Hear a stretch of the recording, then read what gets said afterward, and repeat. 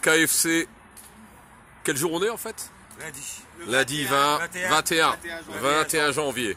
Bon, qu'est-ce qu'on va dire? On n'a rien préparé, on n'a pas préparé les questions, mais on a gros sur le cœur aujourd'hui. Hein.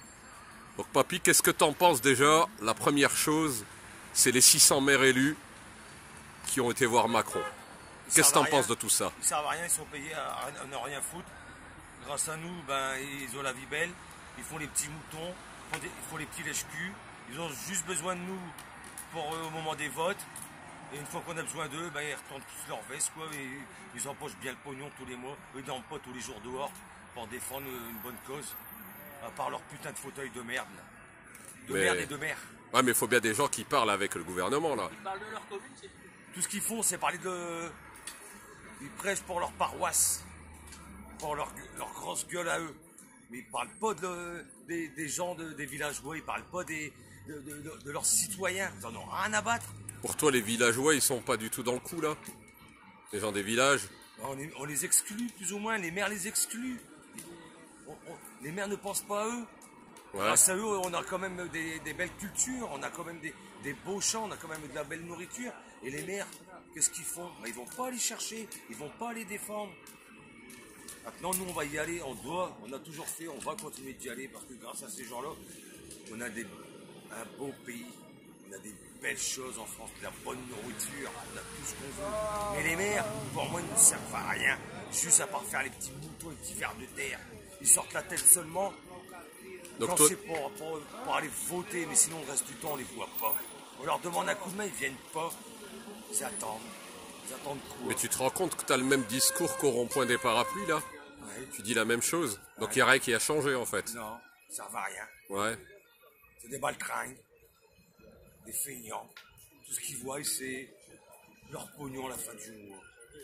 Et puis, bah, quand arrive le moment des élections, bah, ils viennent nous chercher dans le marché, ils viennent distribuer des tracts dans le marché pour dire votez pour moi. Puis une fois que tu as voté pour eux, tu as besoin de quelque chose. Et ben ils sont pas là. Pour moi, ça ne servent à rien. Ils servent à rien du tout. C'est de la pacotille. Tout comme le président, il sert à rien. Alors lui, de toute façon, il n'a jamais servi à grand chose, mais alors en ce moment, il sert vraiment plus à rien du tout. Mais pour toi aujourd'hui, symboliquement, qu'est-ce qu'il faudrait qu'un maire fasse pour que tu retrouves un peu le sourire ou un peu d'espoir, on va dire? Qui viennent déjà sur le terrain à la rencontre des gilets jaunes, qui les défendent, qui nous écoutent, mais qui ne soient pas notre porte-parole. Qui défendent plus ou moins nos idées, mais qui ne soient pas notre porte-parole. Et qui signent cette putain de pétition pour le RIC et qui signe la destitution de notre cher président. Pour toi, le dialogue, il est plus possible avec le gouvernement aujourd'hui? Pour moi? Non. Et pourquoi ça? Ça fait depuis le 17 novembre qu'on est dans la rue. Il n'y a rien qui a changé pour l'instant-ci. Il y a eu des choses qui ont avancé plus ou moins entre guillemets. 3 grains de sable, il n'y a pas eu de taxe d'augmentation sur le carburant. Il y a certaines choses qui ont été gelées. Mais en fin de compte, nous, qu'est-ce qu'on a pour l'instant? La situation, elle est la même, quoi. Il n'y a rien. À part encore une fois, des anesthésistes comme le gouvernement, ils nous font une belle piqûre de rappel, quoi. Et mon discours, il n'a pas changé, tout comme le leur. Et t'as l'intention de rester encore comme ça combien de temps? Jusqu'à temps que ce soit signé. On est à l'abri, on est en famille ici. On est avec des gens formidables. Même si les conditions de vie, elles sont dures, on garde toujours le moral et le sourire. Tu lâches pas l'affaire. C'est ça la fraternité, c'est ça la famille, la solidarité. On n'a pas besoin d'avoir des grands appartements à 900 000 € par mois. Nous, une petite cabane, le petit chauffage, on a assez, parce qu'on a le cœur. On n'a pas besoin d'avoir des grands fauteuils, on n'a pas besoin d'avoir des assiettes tous les jours avec du foie gras et du caviar. L'assiette en plastique, ça nous va super bien, nous. Parce qu'on l'a dans le cœur. Eux, ils n'ont rien dans le cœur. C'est même pas si déjà ils ont un cerveau. Écoute, on est en train de faire un entretien. Tu veux paraître dessus? Tu veux donner ta parole? Allez, t'es malade? Bon, écoute papy, t'es toujours de corvée alors, vas-y. Et pour toi alors, les violences, qu'est-ce que t'en penses? Qu'est-ce que t'as à dire sur les violences? T'as vu les violences policières un peu? Qu'est-ce que t'as à dire là-dessus? Quand il y a des violences policières, quand il y a des violences, il faut pas oublier que ce sont eux qui lancent les hostilités. Nous, on a été manifestés plusieurs fois. Tout se passait bien, et à un moment, c'est eux qui envoient un petit peu les gaz lacrymogènes, c'est eux qui lancent les hostilités. Ce que je trouve dégueulasse, c'est qu'on tire sur les gens en bout portant, quoi. Et pour l'instant, il n'y a encore aucun CRS, aucun flic, aucun fonctionnaire de police, surtout les gros baqueux, les plus grosses saloperies qui existent, qui ont été condamnés, qui ont mutilé des gens, qui ont rendu des gens invalides, qui ont envoyé frapper des gens par terre à 3 ou 4 sur un seul bonhomme, même sur des vieilles personnes, gazer des enfants. Ben, putain, les mecs, changez de travail alors. Changez de travail, arrêtez de faire les cons, quoi. Nous, de ces 4, on va en prendre un au hasard, on va lui tabasser la gueule, on va voir la différence. Il sera tout seul, on sera 4, et puis ça fera beau. Désolé. On était trop pacifiste maintenant. Moi, je pense que le pacifisme, il en faut encore. Mais s'il y en a qui veulent passer à l'action, ils ont tout à fait raison de passer à l'action. Moi, le pacifisme, c'est fini maintenant, c'est terminé. Même qu'on fait rien, on est quand même gazé. Alors, autant rendre les coups pour coup. Eux, ils canardent avec des lacrymogènes, des flashballs. On est dans l'encerclement, nous, on prend tout ce qui nous tombe sous la main. Il y en a qui est blessé, il y en a qui est blessé. Il n'avait qu'à faire comme nous, on ne pas se trouver l'homme, et nous, on défend nos intérêts comme on défend les leurs aussi. Mais ceux ont encore du mal à le comprendre.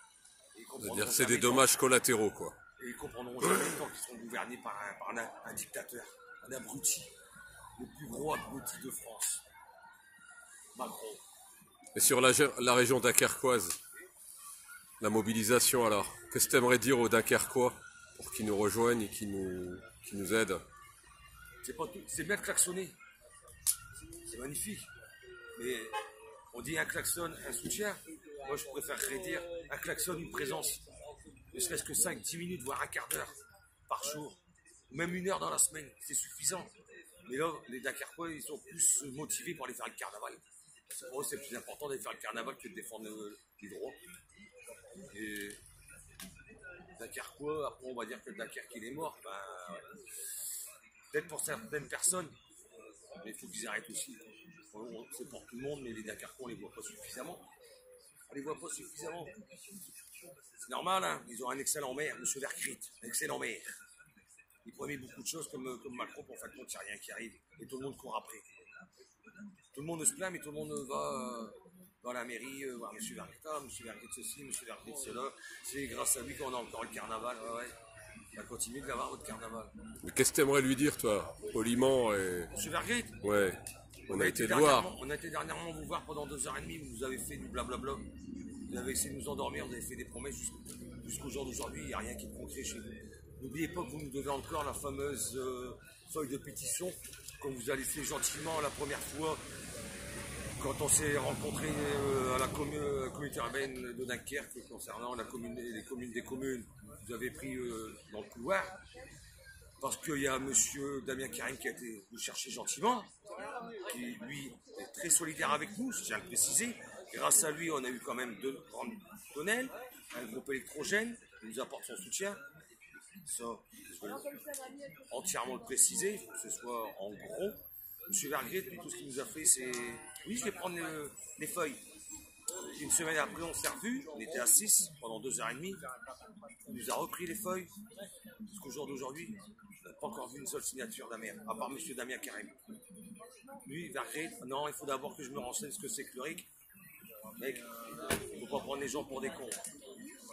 Si tu n'es pas capable de venir, moi je ne serai pas capable d'aller te voir la prochaine fois. Et puis, le jour où tu vas être dehors, j'espère bien, je serai le premier à t'applaudir. Ouais, j'ai su ce qui restait. Mais écoute, je te remercie.